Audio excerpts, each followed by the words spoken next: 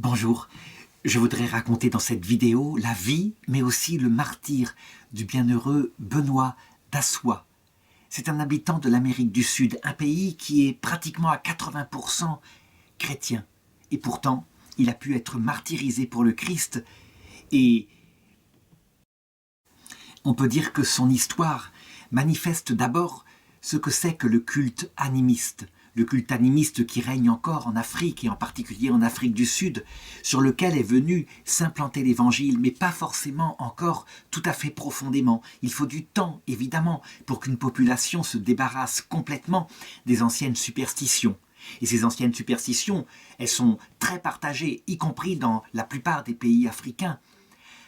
Elle consiste à dire que quand il nous arrive un malheur quelconque, que ce soit un malheur extérieur, comme par exemple un incendie ou des incendies qui se répètent, la maladie des vaches dans le champ, ou alors un malheur intérieur comme des angoisses qu'on n'arrive pas à contrôler, que ça ne vient pas du hasard, que ça vient forcément des démons, des esprits qui ont été envoyés par quelqu'un qui utilise les sorts et la puissance des esprits pour faire du mal.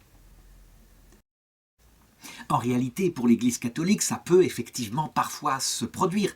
Les démons existent vraiment aux yeux de l'Église. Mais en réalité, elle le sait très bien. Il suffit que quelqu'un prie, quelqu'un ait la Vierge Marie par exemple, ou Saint Michel, qui sont avec le Christ toujours à notre service dans leur cœur, et il ne peut pas arriver des choses comme cela. D'où vient donc que quand on est frappé par de tels malheurs, on ne peut pas faire autrement que de chercher qui a comploté. Eh bien, ça vient de notre cœur humain qui est peu évangélisé. Et il y a en lui des instincts archaïques, comme justement cet instinct du bouc émissaire. René Girard l'avait particulièrement exprimé en montrant comment, dès l'Ancien Testament, afin de se débarrasser de lui, parce qu'on a du mal à croire que le mal puisse aussi se produire par hasard, par des circonstances aléatoires qui ne viennent de personne. René Girard avait montré que, dans ce cas-là, l'être humain construisait un coupable. Quand ce coupable était un être humain particulièrement repéré ou détesté peut-être à cause de sa différence, sa vie est en danger. C'est le même mécanisme qui préside malheureusement aux théories du complot. Ça veut dire que, par exemple, on le voit dans le christianisme, les malheurs de l'Église occidentale, la perte de la foi, eh bien, on est incapable de voir que ça vient aussi de notre péché à nous catholiques. Par exemple, aux guerres de religion que nos ancêtres ont fait au XVIe siècle et qui sont là dans la mémoire totale. Non, il nous faut un coupable extérieur à nous-mêmes, comme par exemple les francs-maçons, les protestants, toute autre chose, où nous projetons notre propre culpabilité. Je ne dis pas que les protestants n'ont pas appuyé sur les malheurs de l'Église catholique et que les francs-maçons n'ont pas comploté, c'est réel. Mais il est certain que si nous avions été paisibles face à cela, comme l'a été Benoît d'Assois, eh bien, jamais l'Église catholique n'aurait connu une telle crise. En effet, les forces du mal ne résistent pas face à l'humilité, alliée à la vérité, et puis l'amour de Dieu et du prochain. Ces trois vertus mises ensemble ont une force considérable et les démons s'enfuient. Alors, qui est ce petit garçon qui naît le 16 juin 1946 dans le village de Mwambe, dans la province du Transvaal en Afrique du Sud ? A priori, vu sa naissance dans une famille animiste complète, il n'a aucune chance de devenir un saint de l'Église catholique. D'ailleurs, il reçoit à sa naissance le nom suivant, Chimangabzo, qui signifie dans la langue du pays « miracle ». Samuel, ça c'est un prénom qui est obligatoire par l'administration anglaise, un prénom chrétien, mais même s'il n'est pas chrétien. Zwasa et Bakali, qui signifie le nom de sa tribu. Le papa s'appelle Pétrus, la maman s'appelle Ida, et ils communiquent à leur fils certaines valeurs qui sont nobles, qui sont dignes et qui sont présentes dans toutes les cultures, comme celle du travail honnête, du travail sérieux. Et les enfants se souviennent un peu plus tard, par exemple une des filles, puisqu'il y aura en tout 6 enfants dans la famille, eh bien, il nous montrait ce que nous devions travailler dur à la maison et travailler pour notre subsistance. Et en même temps, il nous inculquait que nous devions nous aimer les uns les autres et même aimer les enfants qui n'étaient pas de la famille. Benoît se montre un fils toujours respectueux et obéissant, si bien qu'on peut le dire, son père est un peu une sorte de Jean-Baptiste qui le prépare par des valeurs de droiture du cœur à ce qui deviendra plus tard sa foi, la foi catholique. La mère de Benoît, qui s'appelle, parce qu'il prendra comme nom chrétien Benoît plus tard, s'appelle Ida, c'est une femme généreuse, simple, et véritablement, elle a le sens de la misère des autres. Ça veut dire qu'il y a beaucoup de pauvreté en Afrique du Sud à cette époque-là, surtout dans la communauté noire, où il y a l'apartheid, comme on le sait. Eh bien, il y a toujours à la place quelque chose pour aider celui qui est pauvre, celui qui ne peut pas manger. Et quand les enfants se plaignent parce qu'ils n'ont pas assez à manger, eh bien, elle dit « nous nous priverons, et ainsi que tous soient les bienvenus chez nous ». Voilà comment le frère de Benoît résume l'esprit de cette famille animiste qui donc a des valeurs humaines, comme le dit le Concile Vatican II. On ne peut pas le nier, dans les autres religions, Dieu a mis des semences de la vérité qui préparent au Christ.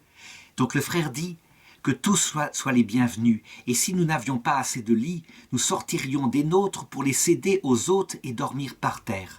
C'est une caractéristique de notre culture, et si nous n'avons pas assez de nourriture, ce que nous avons ira aux hôtes et nous mangerons ce qui restera.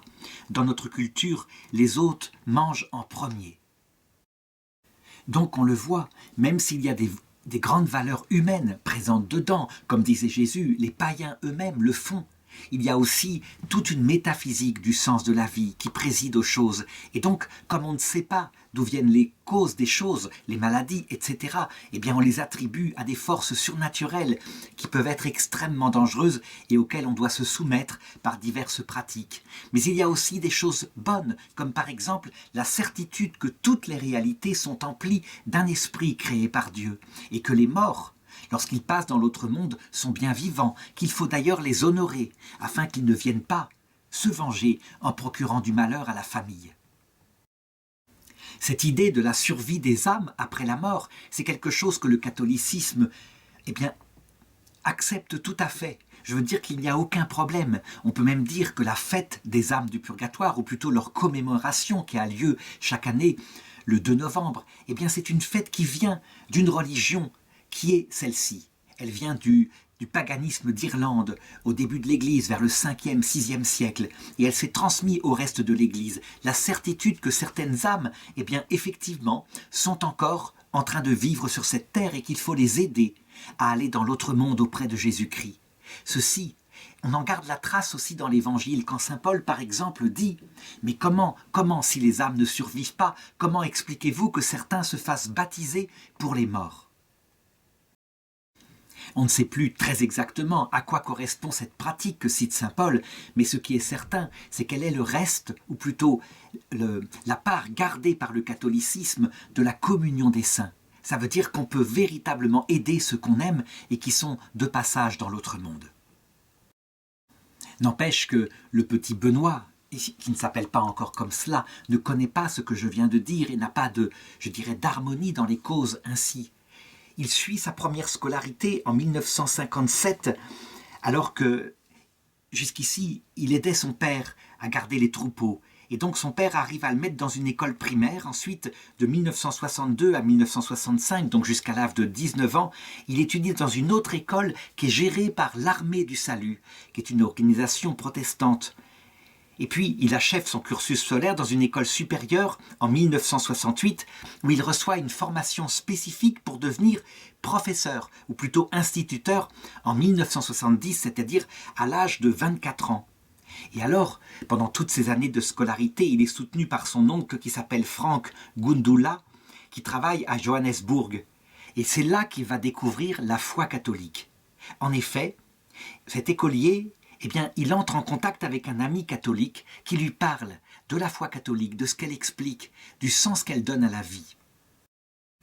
Il réussit à le convaincre aussi de venir avec lui pour suivre les leçons d'un catéchiste, les leçons qui lui permettent de comprendre l'harmonie de la foi catholique. Et là, il est obligé de constater que c'est effectivement une sagesse supérieure. Ça veut dire que les phénomènes naturels, on les attribue à des causes naturelles.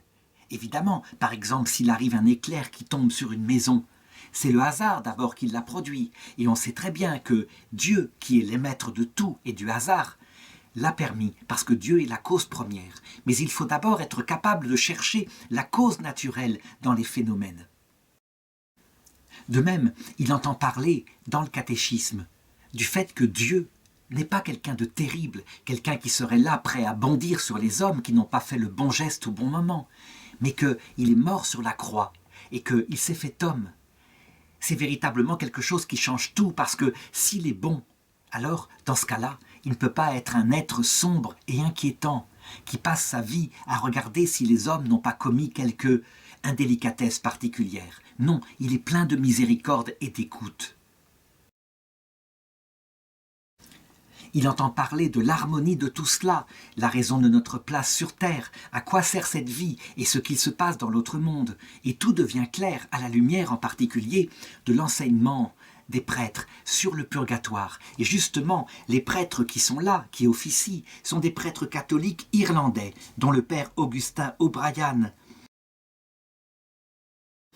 Et on peut dire que leur catéchèse, qui est particulièrement ouverte à ces phénomènes-là, qui les connaît par la tradition de saint Patrick, mais aussi de saint Malachie, eh bien, elle marque son cœur et elle vient mettre dans sa tête une vraie harmonie. On peut dire que le catholicisme qui unit science et foi, qui marchent ensemble comme deux affectionnés, achève de le convaincre. Et donc il demande le baptême qu'il reçoit le 21 avril 1963 par le père O'Brien. Il prend alors le prénom de Benoît en l'honneur de saint Benoît de Nursie, le fondateur de la vie monastique en Occident. À partir de ce moment, et puis aussi à partir du moment où il reçoit sa confirmation le 21 juillet, eh bien, il prend un père spirituel qui est un autre prêtre irlandais, le père Patrick O'Connor, qui devient son guide spirituel. Et véritablement, ce prêtre raconte qu'il venait à la mission en quête d'un travail. Et n'ayant rien à lui offrir, nous lui avons proposé une aide financière pour qu'il puisse achever ses études. Alors il refusa et nous a dit qu'il irait à Sibassa pour voir s'il y trouvait un emploi. Donc ce qui va caractériser tout de suite Benoît, c'est son extrême droiture. Il ne veut pas vivre de la charité. S'il peut travailler, il travaillera. Et là, il trouve un emploi pour aider dans un hôpital. Il fait le ménage en particulier.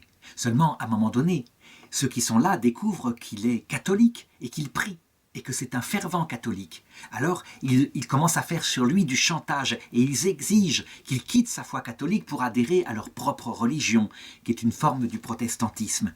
Tout net, il refuse. Alors il est aussitôt renvoyé. Il se retrouve sans travail. Il revient à la mission, rajoutera le père Patrick, et cette fois, il accepta de l'argent. Et je lui dis que s'il voulait plus tard nous rembourser, ce serait bien. Et il l'a fait, il nous a remboursé, rubis sur l'ongle, et même plus que nous pouvions l'espérer, comme je vais le raconter plus tard. Voilà, je pense, la qualité fondamentale de Benoît, ce cœur droit, ce cœur honnête. Il sait où est la vérité, il n'en change pas, quitte à y perdre son travail, et peut-être même, on le verra plus tard, sa vie. En tout cas, il continue ses études, et son idée, c'est évidemment d'apporter la même lumière qu'il a reçue aux enfants. Alors attention, il ne faut pas croire que les écoles ici, en Afrique du Sud, dans les quartiers noirs, ce sont des écoles un peu comme en Occident, où on fournit de la connaissance intellectuelle de haut niveau. Déjà, il faut apporter les bases, comme savoir lire, savoir écrire, mais aussi connaître les bonnes manières, et puis avoir quelques notions d'hygiène. On pourrait presque dire que le travail d'instituteur à cette période-là ressemble à celui qui s'est passé en Europe au milieu du XIXe siècle. Toujours est-il que sa sœur raconte: il se tourna vers ce métier d'enseignant parce qu'il aimait les enfants et qu'il voulait les préparer à devenir des personnes responsables. Et il passe ainsi d'école en école, d'abord en école primaire, à 27 ans, en 1973, et comme il obtient ensuite un diplôme supérieur en étudiant par correspondance, eh bien il peut passer à des écoles plus âgées, des collèges et peut-être même des lycées. Son éducation est complète et elle est adaptée aux personnes qu'il reçoit. Donc il forme les enfants, je l'ai dit, aux bonnes manières, au respect mutuel, au respect des lois, au respect des anciens. Ça, c'est une valeur qui vient de l'animisme, mais aussi à la recherche de la vérité. Et particulièrement, il est sensible à la détresse des enfants des milieux très pauvres, Alors il leur permet de travailler dans son jardin potager et il les rémunère afin qu'ils puissent acheter des livres et des uniformes scolaires. Il est convaincu de l'utilité, par exemple, de l'uniforme, qui permet que les enfants ne se moquent pas de ceux qui sont plus pauvres, quant à ceux qui sont plus riches qui seraient là, et qui mettraient la valeur sur la qualité des vêtements. Il pense aussi qu'il faut apprendre aux enfants véritablement à travailler. Il ne faut pas dépendre des aides sociales. Rester oisif, c'est gâcher sa vie, et donc il le dit en les payant. Si vous faites quelque chose sans y être obligé, vous irez, vous y prendrez plaisir. Évidemment, devant un enseignant d'une telle qualité, d'une telle droiture dans un pays où la corruption existe, même au niveau des écoles, très vite il est repéré. Et donc il monte, et à un moment donné, il finit par être nommé directeur d'une école. Et il le fait toujours avec cette même droiture. Il le dit, les enfants sont la lumière de demain. Nous devons tout faire pour qu'ils reçoivent une bonne éducation. Donc à partir de 32 ans, quand il dirige l'école de Nouéli, donc c'est en 1978, il fait construire 5 classes supplémentaires, il introduit évidemment la coutume de l'uniforme scolaire, et puis il garde ce qu'il avait l'habitude de faire, il inaugure un potager pour que les repas scolaires soient améliorés, et il crée aussi une équipe de football pour que les garçons puissent s'occuper, qu'ils ne soient toujours pas dans l'oisiveté. C'est important pour lui. Et justement, à cet égard, le football, qui est quelque chose de tellement important en Afrique du Sud, eh bien là encore, il va manifester sa droiture. Les équipes veulent évidemment être les meilleures. Et donc, très vite, on se rend compte qu'il y a des substances qui améliorent les performances au sport, comme des dopants. À partir du moment où l'équipe qu'il a fondée veut se tourner vers les substances dopantes, alors il la quitte. Il la quitte, il ne veut pas rester avec ça. Il crée une nouvelle équipe qui, elle, n'utilisera pas ces moyens-là. Autre chose, il y a aussi l'utilisation d'amulettes, de gris-gris, afin d'avoir la victoire. On pense qu'en envoyant des sorts à l'équipe adverse, elle perdra, son jeu sera moins bon. Et là-dessus, il enseigne ses footballeurs et il leur indique que c'est de la superstition, ou alors, si ça marche, s'ils font appel à des esprits mauvais, c'est de la sorcellerie. On n'a pas le droit d'utiliser de tels moyens.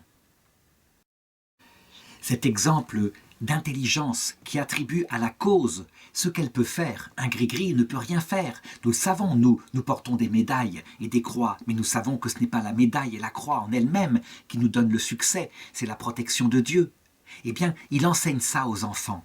Et d'autre part, il insiste sur la ponctualité. Si nous voulons obtenir de la discipline des enfants, nous devons être disciplinés nous-mêmes, honnêtes dans le travail et ne pas quitter l'école en avance sur les horaires. C'est quelque chose qui n'est pas facile à obtenir de ses propres instituteurs et professeurs qui quelquefois arrivent en retard ou partent plus tôt. Ils sont un peu cool, c'est comme ça. Alors il les reprend avec très grande fermeté mais très grande douceur en même temps, afin qu'ils fassent leur travail sérieusement. Par exemple, un jour, un professeur lâche ses élèves parce qu'il a quelque chose à faire et donc il est en train de rentrer chez lui à pied. Alors, il le rattrape en voiture, il le ramène à l'école et il lui dit « On va préparer ensemble vos cours de demain ». Et c'est ainsi qu'il lui apprend à devenir un professeur honnête qui note d'ailleurs les élèves sur la qualité de leur travail, certainement pas sur d'autres critères qui pourraient être par exemple être achetés par les parents. La corruption peut très bien se mettre, y compris ici.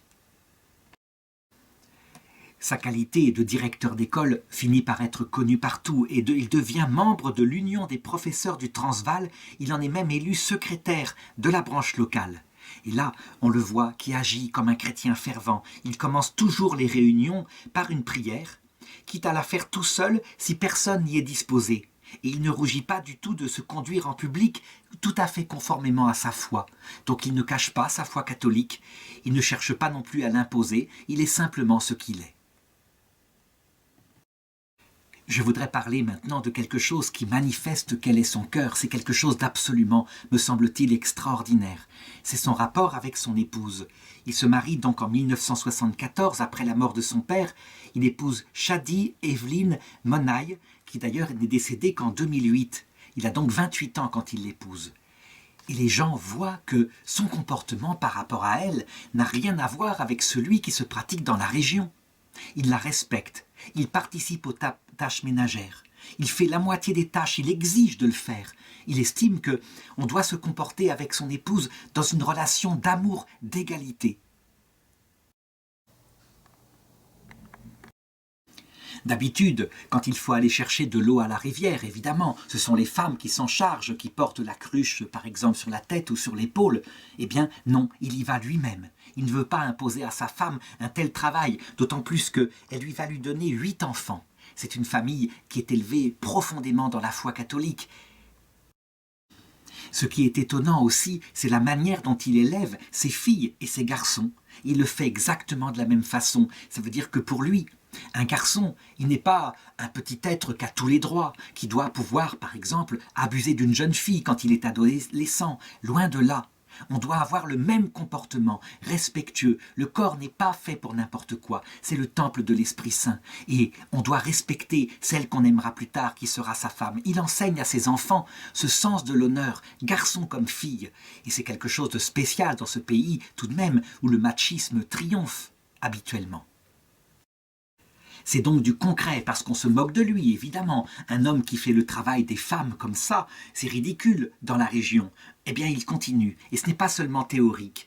Les hommes ne doivent pas attendre de leurs femmes toutes sortes de services personnels, en particulier la sexualité, quand elles en ont déjà à faire avec leurs travaux domestiques.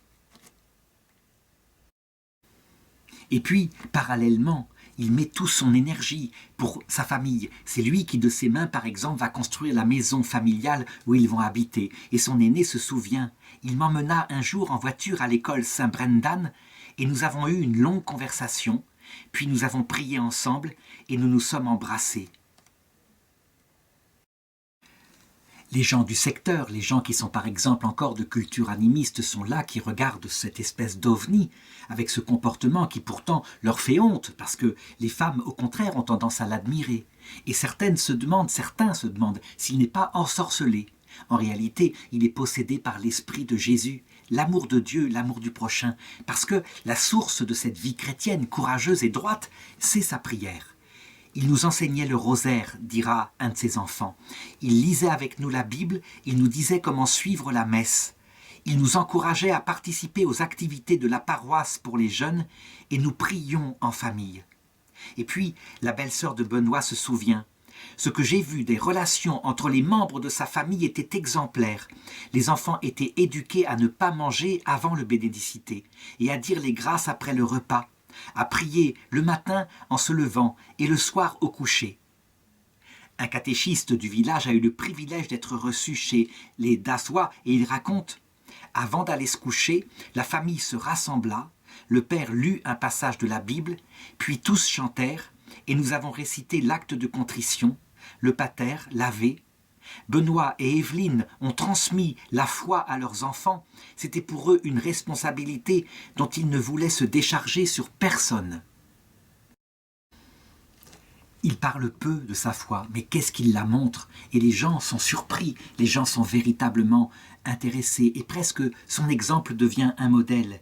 Lui, qu'on voit aider sa femme, se comporter comme un ouvrier ordinaire alors qu'il est tout de même le directeur de l'école, eh bien, les gens sont quand même en admiration, peut-être moins parmi les animistes comme je l'ai dit. Toujours est-il que quand on vient le consulter, par exemple, eh bien, il dit toujours « commençons par une prière ». Il ouvre la Bible, il lit quelques versets, et puis il dit « soyons humbles ». Soyons humbles, un directeur d'école doit être humble, avec son personnel, avec ses élèves, avec ses parents. C'est la vertu fondamentale. Si sa famille et sa profession de directeur d'école sont prioritaires, il n'en a pas moins du temps pour s'occuper de la paroisse, bien évidemment. Et là, il s'investit comme catéchiste. Ça veut dire qu'il passe du temps à enseigner aux enfants la foi chrétienne, du mieux qu'il peut. Et la sœur qui s'occupe de la paroisse, qui s'appelle sœur Angela, dira « J'irais jusqu'à dire que tout en lui était chrétien. Il ne parlait pas beaucoup de sa foi, mais il la vivait profondément et sérieusement. Et on le voyait effectivement, qui disait le chapelet. Il avait une grande dévotion envers la Sainte Vierge, et quand le prêtre n'était pas là, il lui arrivait d'animer le dimanche la messe, enfin, ce qu'on pourrait appeler l'adap, c'est-à-dire la cérémonie dominicale en l'absence de prêtre. Il est du coup très vite élu comme directeur de l'association paroissiale et là, il prend en main quelque chose qui est une œuvre importante selon lui. Il faut construire une église. D'ailleurs, il ramène souvent des pierres qu'il trouve ainsi sur sa route dans sa voiture pour aider à la construction de l'église.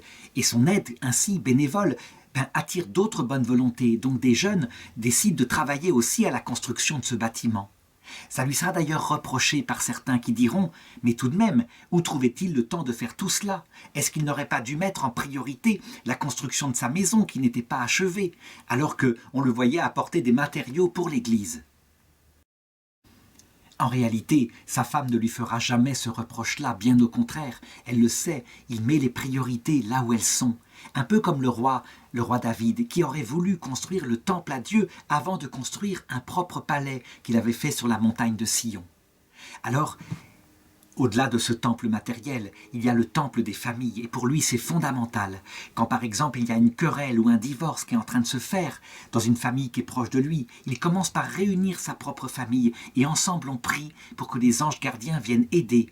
Et ensuite il va voir l'homme ou la femme, ou les deux, et il essaye de les réconcilier. Il y arrive bien souvent.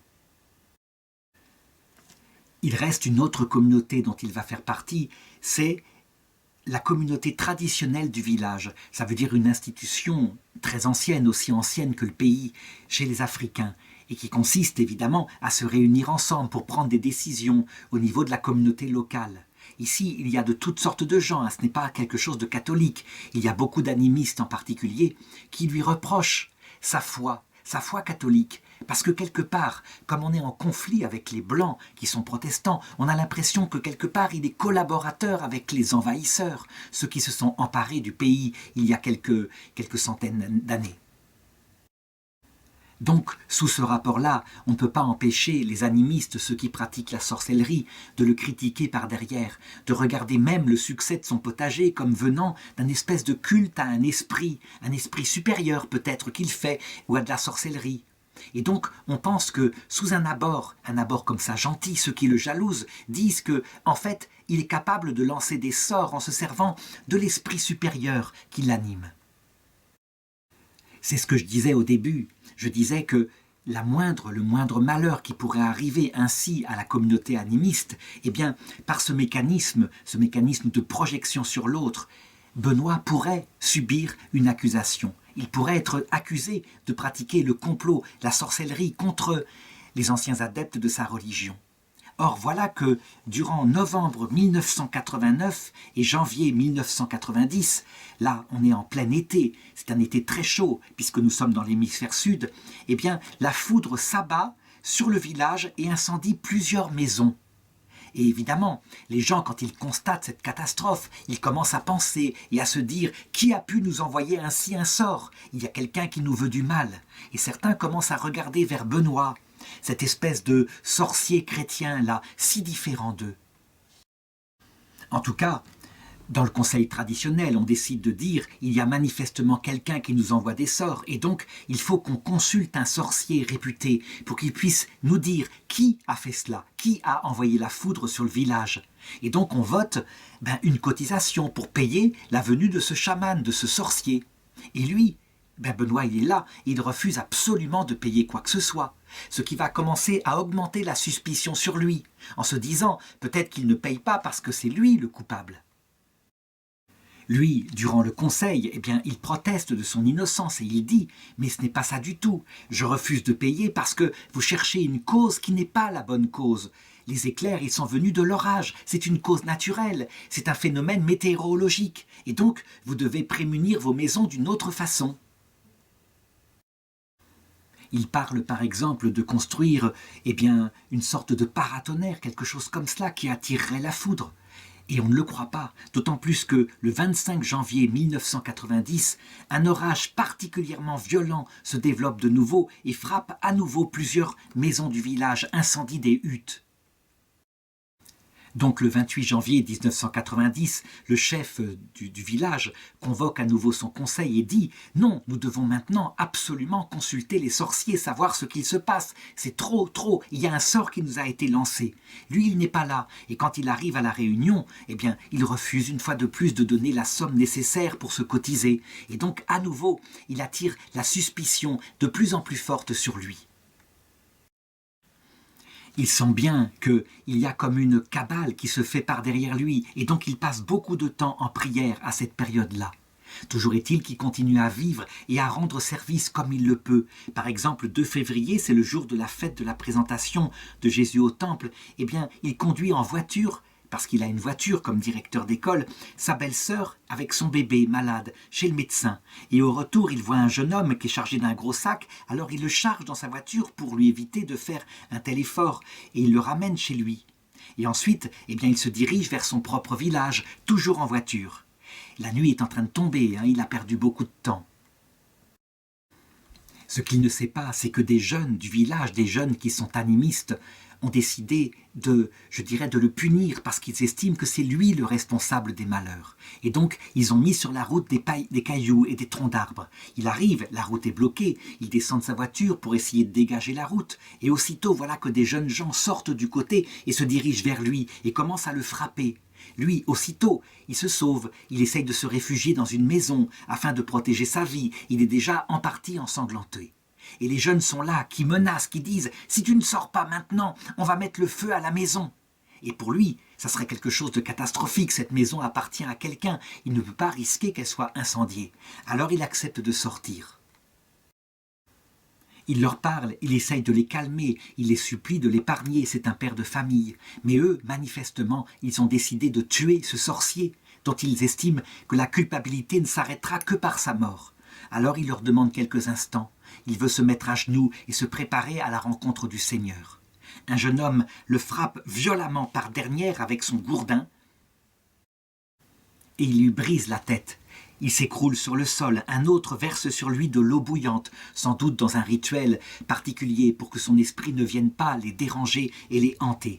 Et c'est ainsi qu'à 45 ans, ce laïc exemplaire, ce chrétien fervent, meurt de cette façon-là. Son crime va être connu dans toute la région et on peut dire que les animistes, malgré tout, ils se rendent compte qu'il y a quelque chose qui n'a pas été. Cette théorie du complot qui s'est abattue sur lui ressemble un petit peu à ce qui se passait dans la population au Moyen-Âge en Europe.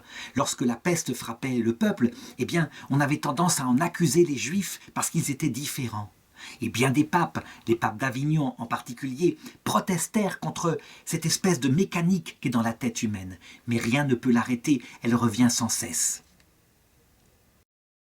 Ce qui est sûr, c'est que le souvenir de cet homme droit, de ce modèle de chrétien, va rester stable, infaillible, que le procès en béatification va aboutir, et 25 ans plus tard, le 13 septembre 2015, eh bien, il est béatifié. Et l'évêque du lieu du diocèse de Tianjin remarque « Benoît a vécu dans un esprit de liberté fondé sur la liberté de Jésus-Christ. La foi l'a libéré de la peur de la sorcellerie, des mauvais esprits et des forces obscures.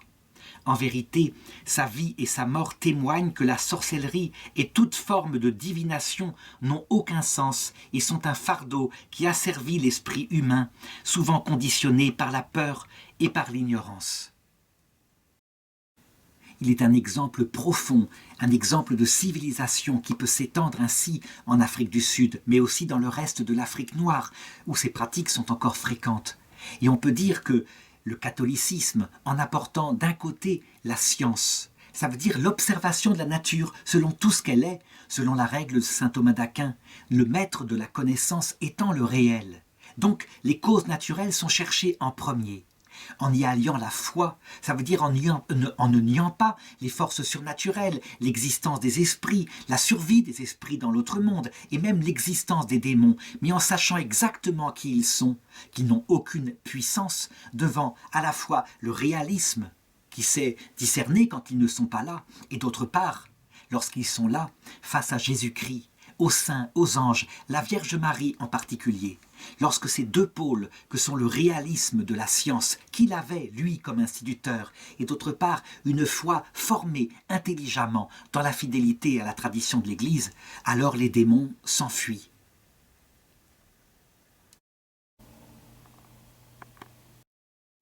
Je pense que le bienheureux Benoît d'Assois, béatifié par le pape François, dont la béatification avait été préparée par le Saint-Pape Jean-Paul II, qui voulait que des exemples soient pris dans tous les peuples, dans toutes les situations pour que les gens puissent progresser, je pense qu'on peut demander vraiment au bienheureux Benoît d'Assois de protéger l'Afrique, de la libérer des derniers restes de la superstition. Que les Africains apprennent à écouter ce que nous, Occidentaux, nous avons appris longuement, pendant des siècles, parce que nous sommes passés par le même cheminement. Par exemple, qu'on se rappelle ce que Saint Cassien nous ramenait depuis la théologie venant de l'Orient chrétien, actuellement qui est devenue la Turquie musulmane. Mais lui, Saint Cassien racontait ceci. Vous croyez que le démon est présent quand vous allez mal, quand des malheurs frappent votre famille. Et voilà ce que j'ai vu en rêve. Je voyais une ville immense, une ville où on achetait et où on vendait, et il n'y avait pas de démon dedans, sauf un qui était assis au pied de la ville et qui dormait. Et moi, je le réveillais et je lui demandais « Mais comment se fait-il? Ils sont des centaines de milliers et personne ne les tente. » Et le démon, bâillant, me répondit « Pas la peine, ils se tentent entre eux, ils se tentent eux-mêmes, ça suffit bien. » Et Saint Cassien rapporte ensuite qu'il alla dans le désert où il trouva un moine, un peu comme Benoît, ça veut dire un être priant. Et cet être-là était entouré de tous les côtés par des milliers de démons qui, comme des mouches, le tentaient de toutes les façons possibles. Des femmes nues, de la nourriture, du vol, de la malhonnêteté. Et il s'efforçait, comme il le pouvait, de rester fixé sur sa prière. Alors, Saint Cassien comprit que les démons, ils s'attaquent à ceux qui, héroïquement, essayent de garder leur cœur en honnêteté, dans la droiture avec Dieu, mais ceux-là ne peuvent pas être vaincus.